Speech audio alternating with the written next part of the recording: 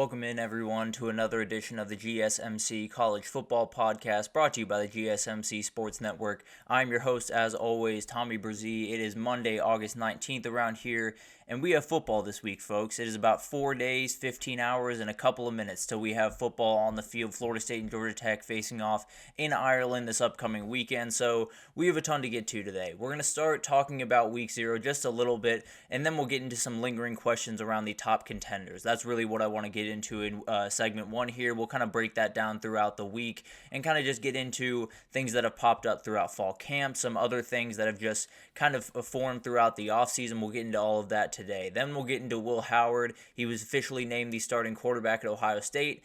Is he going to be able to deliver on the big-time expectations that they have? Because as we know, it's national title or bust for the Buckeyes this upcoming year. Then we'll get into who is going to be the odd team out in the SEC. That is a big-time question around this time of year, with about 8 or 9 teams expecting to win 9 or 10 games this year. That just can't happen. So we'll have to figure out who's that team or teams that will be on the outside looking in at the end of the day. Then we have fall camp intel, a huge injury over at Louisville and a couple over at Oregon that I want to update you on. And then we'll do a recruiting update at the very end, a huge commitment for Tennessee this last weekend, and a couple for Miami, a couple for LSU, and one going the opposite direction of Texas. So we'll break down everything you need to know at the end there. But before we jump in, I do want to remind you all we get tons of questions and comments throughout the show. And the best way for you all to get your question on the screen, we can have a fun back and forth here, is to use the Super Chat feature. We now have the Super Chat feature on the Sports Network page, so if you're on the podcast network, might want to jump on over to the Sports Network YouTube, and you can use that little dollar icon at the bottom of the chat, and you can leave any question you like, any comment you like, and I would absolutely love it. You know, the best thing about what we do here is we can have kind of an interactive experience, so very much want to expand on that, and this is a great way to do that. If you cannot use the Super Chat feature, or you don't feel comfortable using it, you're more than welcome to go over to gsmcpodcast.net. That is also up and running, and you can use that for the same exact purpose and get the same result there. But either way is more than fine with me, and if you want to just drop questions in the chat, that's more than fine as well. Just want this to be a very interactive experience, that especially with the season coming around, definitely want you guys to have your say in what this show is. But let's get into week 1 and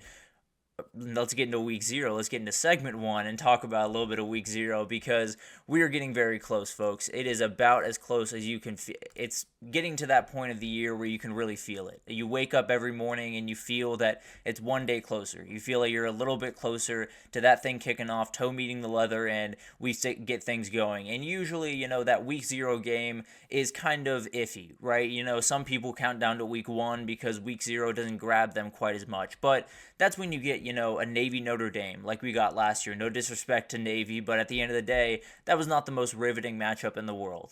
Sam Hartman looked like a superhero coming out of it and was the Heisman favorite, but at the end of the day, it was not like this one this year, because not only do we get a conference matchup, not only do we get two teams that are going into this season with a good amount of expectations, but we get a very interesting battle. We get one team in Georgia Tech that returns almost everyone, returns so many different people, a couple of transfers on the defensive side of the ball, but overall, return the quarterback, return the top running back, return the top 3 or 4 receiving options on that team, while Florida State is replacing all of that. Now, they do have some big-time players coming back on defense with Peyton Patrick and Shaheem Brown and Azariah Thomas, but at the end of the day, it is definitely going to be a very interesting matchup, and one that could get a little bit closer than some are expecting, but we will break it down later on during the week. We'll break down all of the biggest points around this game because, man, I just cannot wait to break it down, that's for sure. But let's get into the top teams, and let's break down some lingering questions there, because there's still some big-time questions for the top 4 teams, as I've called them the Big 4 as we head into this year. So let's go ahead and jump into this. Let's start with, does the UGA O-line have enough to slow down Phil Mafah in this running attack? Clemson's O-line necessarily wasn't the strongest thing in the world a year ago. It looks much improved this year. There's no doubt about that. They look like a team that is going to be ready to go, is going to be at least closer to what they have been in the past on the offensive line. So the question is, can Georgia combat that? Because Jordan Davis is not in that room. Jalen Carter is not in that room. So you don't have that guy that you can look at and say, that's one of the best defensive tackles in the country, bar none.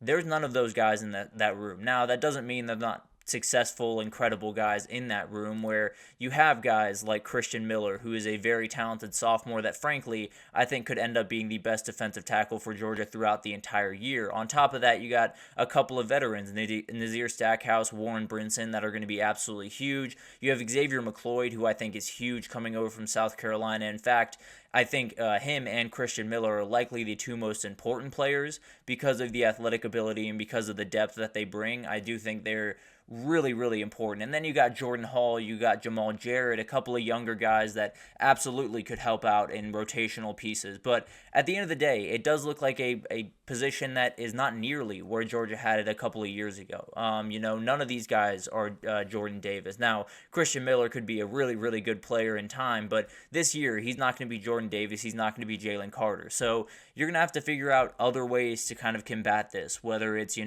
making sure that all of the linebackers are perfect at run fits, which frankly, I think that's a huge plus in this scenario where you have CJ Allen, you have Smile Mondin, you have a lot of guys that know exactly where they need to be, and as long as they fit those holes, you'll at least be able to stifle runs. Now, the difference between a linebacker making the tackle and a defensive tackle making it is very different. It's, 0 yards or 3 to 4 yards a carry. So you can't just rely on the linebackers. They need the interior guys to do some work. But at the end of the day, I think they have the dudes, but plenty of guys need to come along, mainly Christian Miller and Xavier McLeod, to make this look like a unit that we've come accustomed to in Athens, Georgia. Moving over to Texas, do they have a solution for all the running back injuries? Because you look across this team, they're pretty healthy. All things considered, this has been a relatively healthy roster. They just had 2 injuries at the same exact position, so it looks a lot worse than it is. But at the end of the day, they do have to find an answer. CJ Baxter was not only the best red zone and in between the tackle back that they had, he was by far the best pass blocker, and that is a huge thing. And frankly, I think it might have been the position that Christian Miller, the other guy that went down, was going to fill in that place, because he is another bigger back that is very rangy, very athletic. So I thought he would be the perfect guy to be that pass pro, deep third downs, 3rd and 12, and you need an extra guy blocking. I think he would have been that pick. He also went down with a season-ending injury. So they're down to 3 running backs that are on scholarship in that room, and it starts with Jaden Blue. Jaden Blue is going to have to take up a ton of different carries that normally would not be there for him. But I think he's more than capable to do that. Frankly, I had him as the number 1 running back on this team before CJ Baxter went down, but the margins were very thin on that of course. But I do think this is a guy that can make every single play that you need him to make. He's really, really good catching the ball out of the backfield. He's incredibly fast. You'll notice it pretty much right away. And he can run in between the tackles. It's not nearly the level of CJ Baxter in that respect, but definitely is someone that can lower a shoulder and make a really hard run. I was watching the Washington highlights yesterday, and he had a touchdown run where he just ran through someone, and it was it kind of showed you that he has that in him, but you're going to need a little bit more of that this upcoming year. Now, who's going to be the short yardage back? Who's going to be the pass blocking back? All of that is another question, and I think you look at, for red zone, I think you're looking at Jared Gibson. He's a freshman who's about 6 foot, 220, a absolute bowling ball of a human, and definitely will be that short yardage red zone back if I had to imagine. And then I think Trey Wisner is a guy that can absolutely do the pass pro. He's a very athletic back, someone that is a little bit smaller than these other backs, but at the end of the day, if you can keep your feet moving, stay in front of that linebacker, you're going to be okay. So I do think Trey Wisner could fit into that role, but overall, the overarching thing that I've come back to is just put more on Quinn Ewers' shoulders. Pass the ball more, ask him to do more, because he's your third-year starter. He should be able to answer that bell. So that would be my answer right now, but definitely some lingering questions over there in Austin, Texas right now. Moving over to Ohio State, my biggest question really is, can this O-line take the step forward that they need? Because they're going to face some defensive lines that are going to give them trouble. Michigan, Penn State, Oregon all have really good defensive lines, and you have a group that is still being shuffled around just a little bit up in Columbus. And I think adding Seth McLaughlin from Alabama is a huge help. Now, I understand he had some snapping troubles, but figure that out. He was a fantastic blocker in run blocking and all of that type of thing. So that's not a worry for them. Definitely will be an improvement there. Donovan Jackson is going to be incredible, one of the best linemen in the entire country. So not worried about him one bit. The big time questions here are at left tackle. You do have someone that I think is very talented in Josh Simmons. He came over from San Diego State in 2023. Didn't necessarily play the year that he wanted to, but at the end of the day, he was coming from San Diego State to Ohio State. So kind of giving him a little bit of leeway there, but it's going to be interesting to see if he can really hold down that left tackle position. I think he can, but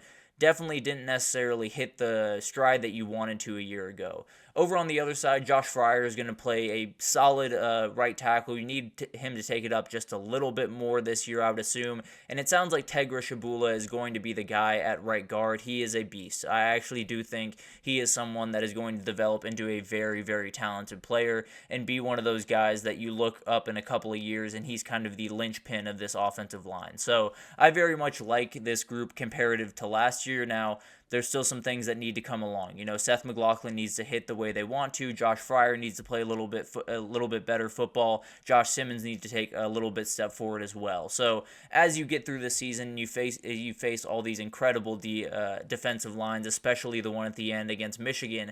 You're going to have to be on your P's and Q's that day. That is for sure. And we'll figure out if Ohio State has the dudes to do it.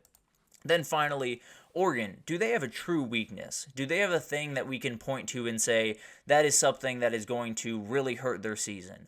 Because you look at Georgia, you can find the interior defensive line that doesn't look too strong. If you look at Texas, you can worry about that back end. You can worry about the interior defensive line losing those two players they did a year ago. When you look at Ohio State, you can worry about the quarterback and the O-line. When you look at Oregon, it's funny because it's not a team that's perfect by any means, but they are a team that feels like they have a lot of the boxes checked. And one of the big-time worries from last year was the pass defense by a wide margin. That was the biggest problem they had. They brought in Jabbar Muhammad. They brought in Brandon Johnson. They brought in Cam Alexander. And they brought in Kobe Savage, who, frankly, I think might be one of the most underrated transfer portal additions they got this entire cycle. That dude plays football just incredibly fast, incredibly instinctively, and is really, really good on that back end. And then the other thing is the pass rush that I was worried about from a year ago. This is more just about who's coming back and taking strides forward. Jordan Birch coming back should take another step forward from last year. Mateo Uiagalelei, I think, is the most physically talented edge rusher that they have and likely will be a big-time player for them. And then Elijah Rushing is a freshman to watch there. So the top-line guys I love. I think they do need a little bit of depth there, but overall, it'll be interesting to watch. Interior defensive line, they need to bolster, of course. Jamari Caldwell and Derek Harmon do a good job of bolstering that, that's for sure. But at the end of the day, it'll be interesting to see how that develops. Overall, if you were to point a hole, if you were to poke something that is going to be an issue for them this year, I would say it's defensive depth. They need guys in the 2-3 deep that can play pretty much at the drop of a hat. And right now, with some injuries and some different things going on, it feels like they have that top line fully figured out, and frankly, they do have depth. It's not like they don't have anyone behind these guys, but they're going to need a little bit more. I can feel pretty confident about that. So if you were to poke a hole in this Oregon team that seems pretty hard to poke a hole in, I think that would be the place you do it, and maybe that's where a lot of these games are decided this upcoming year. But let's take our first break here, and when we come back, we're going to talk about Will Howard, dig into Ohio State just a little bit more. He was named the starting quarterback, so now the real pressure starts, and you got to meet all the expectations of Ohio State fans, and as we remember, they are quite lofty from a year ago, but we'll break it down right after this, so stick with us.